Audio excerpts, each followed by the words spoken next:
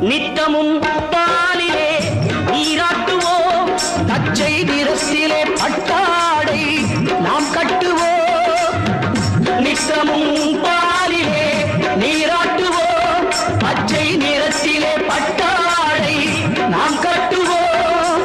திருநீரின் தத்துவம் தந்தை என்போம், அதில் திகழும் குங்குமத்தை அன்னை என்போம். திருநீரின் தத்துவம் தந்தை என்போம், அதில் திகழும் குங்குமத்தை அன்னை என்போம். சந்தனம் மணக்குது, கற்பூரம் ஜொலிக்குது, கண்ணகிரி போகி வந்தார், நன்மையெல்லாம் நடக்குது.